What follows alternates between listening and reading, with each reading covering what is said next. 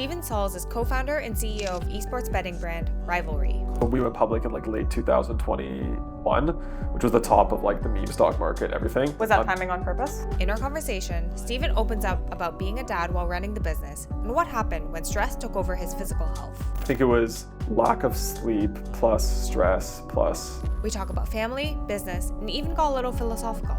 This is a conversation you don't want to miss.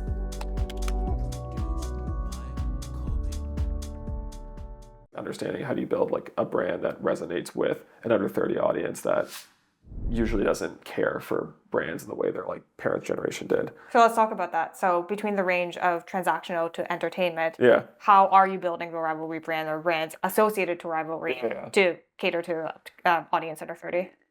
This under 30 demo is the ad block generation, yeah, and they just don't care. And they're also everything is sus and everything is a scam. On the internet, they just don't believe anything. They're also hate being sold things. So for Rivalry, a lot of our marketing, we very rarely hard sell gambling. Mm-hmm. So it's not these typical gambling ads where you're just shoving deposit bonuses down people's throats, or again, you have a celebrity doing an ad read that there's no connection whatsoever between the celebrity and the brand, and you never actually see that celebrity anywhere else in the experience. Yeah. Our marketing is very lifestyle oriented, very ironic, not taking itself seriously. And we also don't often leverage the brand very much because we find again, people don't have this brand affinity. So what we do is we've created individual pieces of character IP. So for example, in South America, one of the bigger games is League of Legends. When we launched a very large League of Legends partner a few years ago, the way that we did it was the guy went to sign a deal with Rivalry, and Rivalry is not a company run by human beings, but run by demonic goats. And then we've now leveraged this goat character in a suit and signing blood packs with Rivalry as the core to the IP that fit into the narrative of League of Legends within the scene.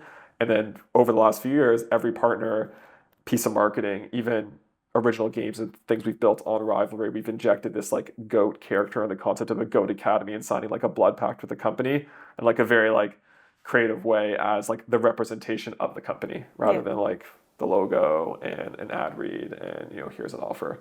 Yep. You have to build up that brand trust and brand reputation with the customer over years and over a lot of capital put into it. So when you're thinking about any marketing efforts in Rivalry and brand creative that you might not see that ROI right away, how do you assess those risks? We do talk about that a lot. I think there's still always that groundwork that has to be done, that in the trenches work of just getting the product in front of consumers no matter what. We just spend a huge amount of time and energy on a relative basis to these larger moments that create memorable moments for consumers, but we're still doing the day-to-day work of signing influencers, making sure that they're promoting Rivalry correctly in their stream. And so that's table stakes. It's table stakes, yeah. And I do think that a lot of the first entrepreneur mistake sometimes is you can get a little overly in your head about some idealized version of presenting your product or selling that misses the table stakes. Yeah. We use the word table stakes a lot internally to talk about it. It's the same for product. You can have all the craziest stuff on your product, but if you're missing the foundational table stakes of that consumer product, then the other stuff isn't going to resonate. Mm-hmm. What hasn't worked?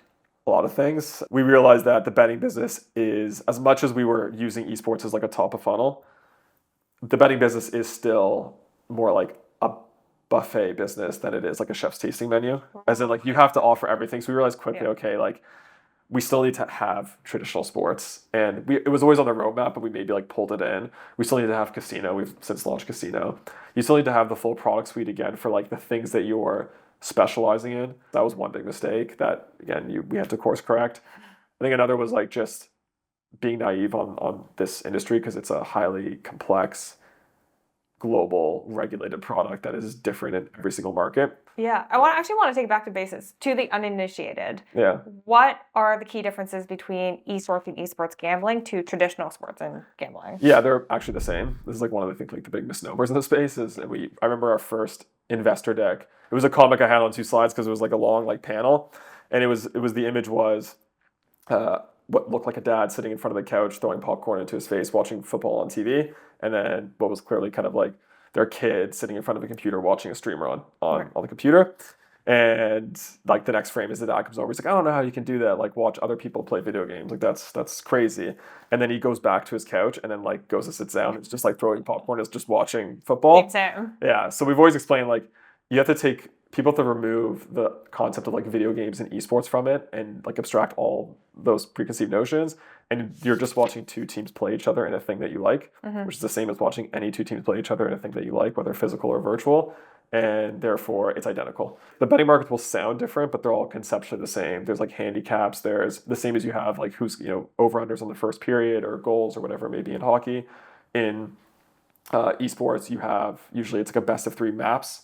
So they'll play like 3 individual full games, and you can do like, who's going to win the first map or the second map or the third map or like total score over under. Everything is identical. So really it's like fundamentally the same, the way it gets priced, the way it looks, the way the markets look, they just sound different. So in the consumer's eyes, it's the same, but in the government's eyes, different? Mostly the same. Okay. Mostly the same. We've not, like at least with our regulators, it's the same. There are some in the US, like some individual state regulators that don't yet fully recognize esports, but those are like far and few between. So why was Human Priest your avatar in WoW? That's a good question. Yeah. It's kind of a bad idea. It was like a support role in the game, anyone that played the game. But the good thing that happened in the end is whenever a guild or anybody was going to do a raid or do anything like that, they always needed healers, which were like priests and druids, but priests were like the main healers. So it ended up being like a highly in-demand role, which was good. I have like an identical twin brother. He was a gnome mage, which was more like a damage character. And anyone that knows like my brother and I, like me being like the healing character and him being like the damage character might like have some... People who know the both of you, who's the evil twin? My brother. Yeah. Would he say the same? Yeah, he's like, we've kind of joked, it's like the like Halloween Simpsons episode where there's like evil Bart and they're like, I think they're like in the womb and the evil Bart's like biting like Bart's arm or something. That's kind of like Aaron and I. He's not that evil, but definitely like he would agree in it. So you are actually a dad and you have kids and a dog that's sitting below us right now. How has it been managing what is startup and now public company while also growing a family? I think like the one thing, I know a lot of people say this, but it is true, is having kids like forces you to prioritize your time better. Like I always tell people this, and maybe I'm just rationalizing to make myself feel better, but with less absolute hours per week, maybe 30% less than I was doing before, my output is probably double what it was when I was, because I think a lot of people find this, like when you have all the time in the world, like very limited responsibilities, you don't realize just how much more you can be selective with the things that you do, how much more you can optimize your time when you've got the constraints of like 2 little kids and like managing everything that comes associated with that. So I thought I was productive before, but because I could just wake up whenever I wanted or even wake up early and work as late as I wanted with essentially no repercussions, looking back, there was just no way I was doing the highest leverage things. It being like, and it also forces you to delegate. Like I think before also, I wasn't delegating enough because I didn't really have to, because I'm like, well, I'll just do it and I can just work all weekend and work all night. Was that change overnight or was it gradual? No. So the first 2020 was probably my hardest year from a personal standpoint, just trying to like adjust to building the company and having a family for sure. So no, it took me like a year or even 2 years to like really get everything. Makes sense. And if you're comfortable sharing, something that people might not know is you had stomach ulcers coming from stress with the work and life. And caffeine. Yeah. Can you share a little bit more about that? And if you knew it was like your body just giving you a sign that you were just doing too much? Yeah, I think it was lack of sleep plus stress plus I was at a point where I was having the equivalent of 6 to 8 espresso shot equivalents per day. No. Yeah, because I was having like 3 doubles or like 4 doubles. It was stupid. Is your doctor like, you're not allowed coffee for the rest of your life now? No, it was just like I did go see someone for it because it was just like killing me. And it was definitely, his first reaction was like stress and lifestyle, but then I then explained like my caffeine abuse. It's like that definitely doesn't help. I think it's easy to justify abusing caffeine and just things like this when you're an entrepreneur and you feel a huge amount of pressure to perform constantly. I'm obviously not a doctor, but 99% of physical symptoms for me have been from stress and anxiety not being like effectively managed rather than being some like actual physical ailment, I think. Well, it's also the concept of the body keeps score. Yeah, it does. I learned that for sure. I don't think that in the early years you can't expect to have perfect balance. It's just unrealistic because if you want a like asymmetric outcome to your personal life, you can't have the same like 40-hour, 50-hour work week as everyone else. It's just not, as much as I think people want to think it's possible, it just isn't, in my opinion. My mental, though, is much better now. I think that's most entrepreneurs. Like once you're like 5, 6, 7 years in, if you've made it that far, you've had to kind of deal with your demons or whatever was kind of messing with you. And if you haven't, then the business probably hasn't worked because it's mostly on you in some sense at the beginning. My headspace, though, was just significantly better, and therefore I found that like my physical ailments are not nearly as bad as they used to be. I'm glad to hear that. Yeah. You're over that hump. Yeah. When you were still in your full-time job back in capital markets, when did you know that it was the right time to leave that and take Rivalry on full-time? Not sure. I think there was just like a strong enough thesis and there was enough like early stage traction that was willing to do it. And I will say again, it was like function of circumstance where I had no kids or dependents in that way. I'd saved up some money from capital markets and I knew that I could spend at least a year or two at either zero salary or minimum wage, which was kind of the case. Is like for the first year, we all took zero salary. And then for the second year in a bit, we took minimum wage. I was able to do that. And I also was one of these people who was very much was aware that if I didn't at least try, even if I was going to set back my capital markets career by 2 to 3 years by trying something that maybe failed, then I have to go back and start from where I was. I knew just my personality that I was much more willing to do that than look back when I was older and having never taken the risk, which is like a classic thing to say, but it is true. Even despite like looking all the kind of challenges and everything, I would still like make the exact same decision. Yeah. Did you always have entrepreneurial tendencies? I don't think so. No. Then how did this even come about? Do you have a strong relationships to eSports?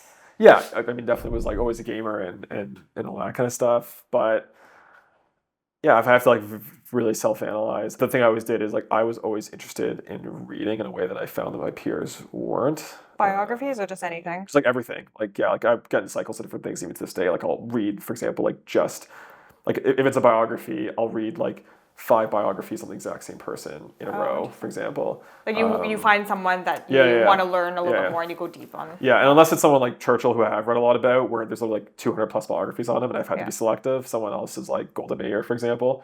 Got interested in her like 2 years ago. There's about, her son wrote a book, she has her own book, and there's 2 other books that have been written about her, and I read like all 4 in sequence. Or Margaret Thatcher did similar things. But yeah, I found that I read in a way other people didn't, and it was a lot of things like biographies or obviously like very history focused. I found people from history like always like really inspired me, not in like an entrepreneurial way, but just in terms of having led like extremely like dynamic and like rich lives. And it was more, I think, from the spirit of wanting to have like a dynamic and like colorful and rich, adventurous life, that when the opportunity through certainly things I was being proactive with that led to Rivalry, but just getting out of my comfort zone constantly and then like creating all these like little doors that started to open. And therefore I thought that building a business when it came up, that I would kind of just like jump through that door and see where it led. And I think it was more rooted in that, not like maybe somewhat romantic in a way as well from things I just had consumed in the past. So it wasn't, like a reverence for like entrepreneurism per se. Right. It was more, just like a desire for adventure, honestly. Do you think that the journey was what you expected, or like the adventures that you've had, because you had so many historical parallels to kind of draw inspiration from, and you've obviously, a lot of these biographies will go through their trials and tribulations and challenges. Did you head in thinking, you know what, I'm going to define my journey in a way that's, a little bit more clean cut because I've learned from their mistakes? And that's been the thing that's actually helped me most of my entrepreneurial journey, more than any business book or anything I've read, is being able to like contextualize to different like moments in history that have like resonated with me, and be able to say, okay, like, I'm dealing with like some really difficult problem with my gambling business and some like cultural issue, but I can think back to like some person in like an infinitely more challenging circumstances, situation, and then I can pretty quickly say, okay, this is so bad. Have you gone back and reread something you've read in the past? Yeah. And re-experience that with a different mindset? Yeah. I think as you get older, you can like look back on books that you read and feel different about them. With biographies and things like that, definitely after I've experienced very challenging periods within the business, I do find, let's say, like strength going back to rereading what someone else had experienced, where at the time, because my challenge bar was maybe only here, but again, in the moment, that's the hardest thing you've experienced, because it is currently the hardest thing you've experienced. But then something else will happen a few years later where, the hardest thing was here, and then now all of a sudden it's like up here. And it adds definitely more like texture to that previous thing I read, and then it gives me like a different kind of inspiration or a different kind of thought. So the ability to like compartmentalize, which you also will find if you read in history, is like that is usually a thing that also is even greater than like discipline and having a great routine. And Compartmentalize, and then also context switch. Yeah.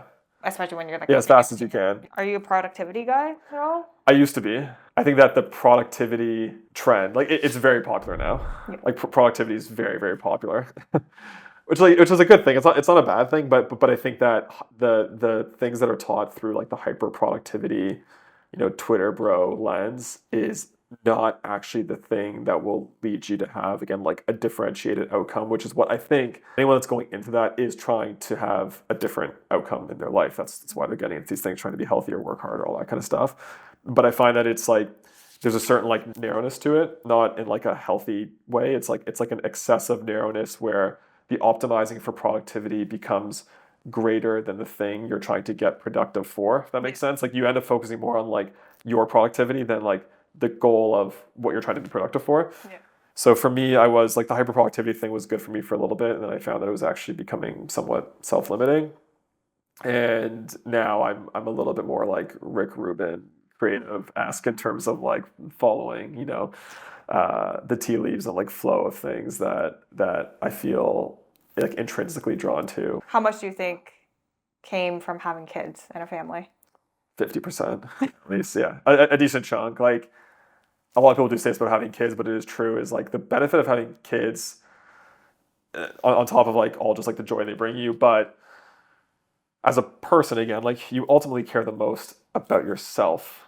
Generally growing up, like people are like naturally have some level of like narcissism, but like your own life is the thing you care a lot about, and preserving your own life. When you have a kid, it's the first time in your life that something other than yourself is more important to you.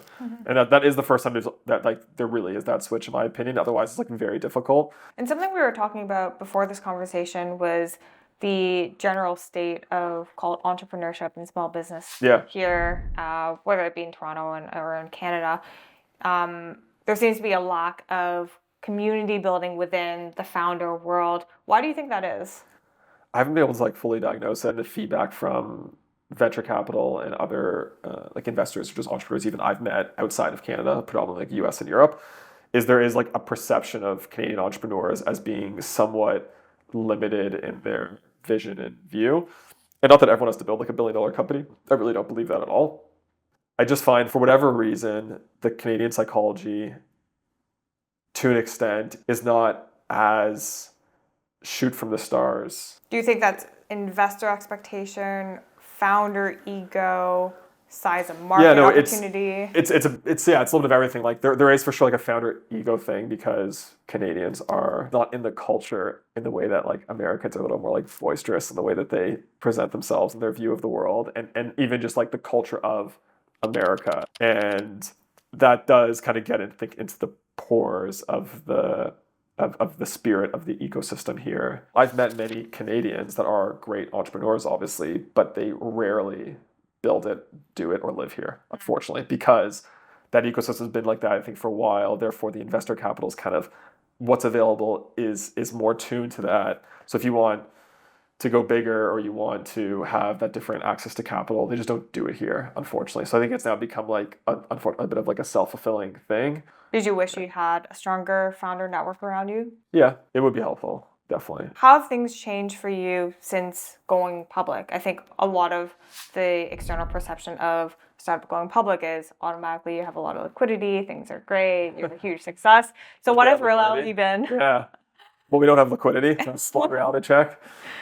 Yeah, it's like small cap Canadian growth companies, and also we went public in like late 2021, which was the top of like the meme stock market, everything. Was that timing on purpose?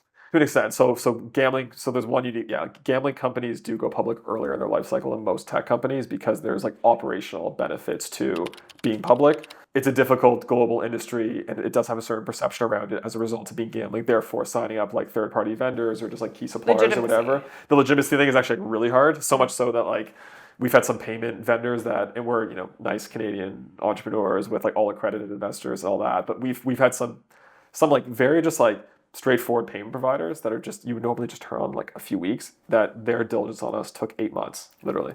Wow. Once we got public though, like that's almost completely gone. Right. So we knew that we were going to go public much earlier than like a typical tech exit. And you find this a lot in online gambling, I will say, especially in the UK and elsewhere. So that was one. So, and then, yeah, the timing of it being like top ticking meme stock market and then going into like the death of tech in 2022, none of that was known or times. It does add like weight to your role as, let's say, the CEO, where you do have to, previously we weren't public, so I didn't have to allocate any time to the public activities. Now, like we are public, you have a decent percentage of your time that is associated with all those things. So it does weigh on you because like I like being operational, and being taken away from that, which being public does, no matter what you do, it just does, has been frustrating, but you just have to backfill and delegate properly. I feel like some of the things that people underestimate is the short-term pressures of the public markets. Yeah, that's the worst part about it. Yeah. How have you been able to manage that? It's tough because like we're in a market now where everyone expects hyper growth, immediate profitability, all happening in a really short time frame, because that's just the attention span and investor appetite right now. We will continue to push a message where we make investments and make decisions with a long-term horizon for consistent operating leverage, getting to profitability, all these kinds of things.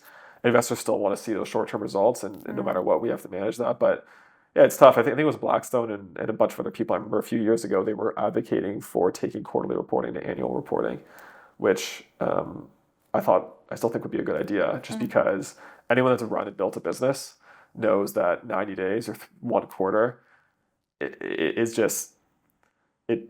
A lot of things can happen that have nothing to do with what the actual underlying health of the company may or may not be, and then it gets manifest and represented in that like tiny little snapshot that you give to the market. Yeah. And then investors will extrapolate it as some like deep fundamental problem, and like everything is going wrong. It makes you want to go back in time at the early days of people buying shares, which is literally you're buying businesses. Like I guess like the Warren Buffett mentality. Yeah. You're there to buying businesses. You're not there to buy a stock, which is two different mentalities. Yeah, most people just buy stock now. Is the whole new generation that's definitely much more on the side of it being like a game and a short-term thing, and looking for trades where getting a 24-year-old or 25-year-old with a Robinhood account to make an investment on a long-term horizon with like a 5-year view of a business is insane and not going to happen. So I remember seeing like some data that like the average holding period for a fund of a public equity. I remember when I first started in finance, like 2012, 2013, it was like maybe 18 to 24 months or something in that range. It has now shrunk, and definitely owing also to like the rising rate environment and everything that's going on. It's like single digit months now, even for like a fund, which is like unheard of. It used to be like multi-year holding periods and things like this. So it probably gets worse, if anything, just because the attention economy right now, which is just being manifested in like all forms of consumption, including I think investing, is only getting shorter. And do you ever wish that you didn't go public? It was like almost like chicken and the egg. Like going public obviously did help us access capital, which helped to grow the company. Now at the scale that Rivalry's at, if we were private at this current scale, we wouldn't probably need to go public to get that speed advantage. Right. But in the absence of getting the speed advantage and the capital that came with it, we probably wouldn't have been able to get to the size. Right. So it's like, I don't really know, to be honest. Yeah, if it would have even been like possible. If there was some like fantasy world where it was, probably, but it just with the available kind of inputs we had at the time and what we knew about the industry, it was the thing that allowed us to get to this point. Yeah. What advice do you have for entrepreneurs who want to enter into a highly regulated industry? I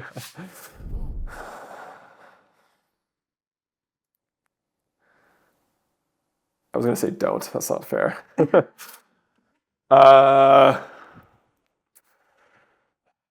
That's a good question.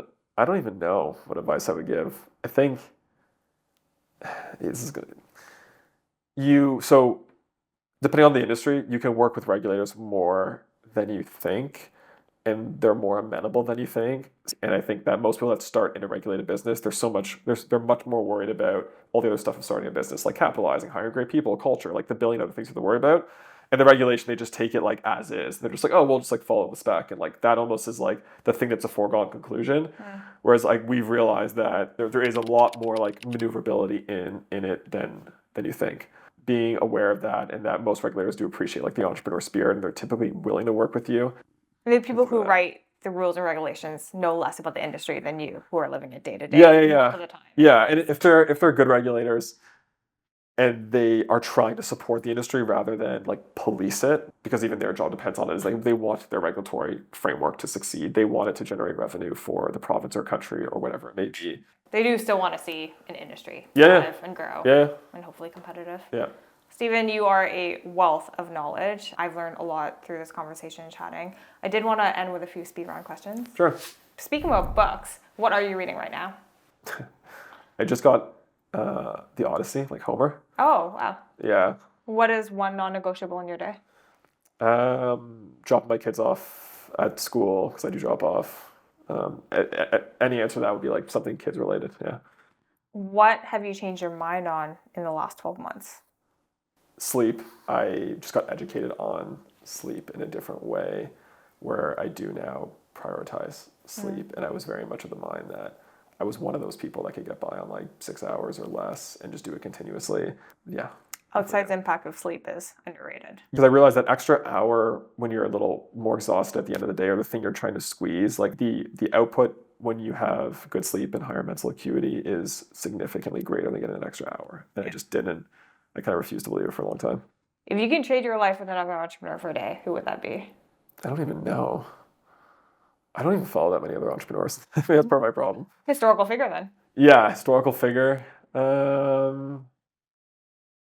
Yeah, I would say T.E. Lawrence of Arabia.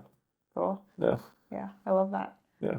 Stephen, this was a lot of fun. Thank you so much for taking the time to sit with me. Yeah. Thank you. Appreciate it.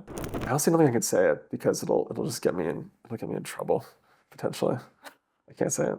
We'll turn off the cameras and mics and Sure. I don't even have a good one. Okay.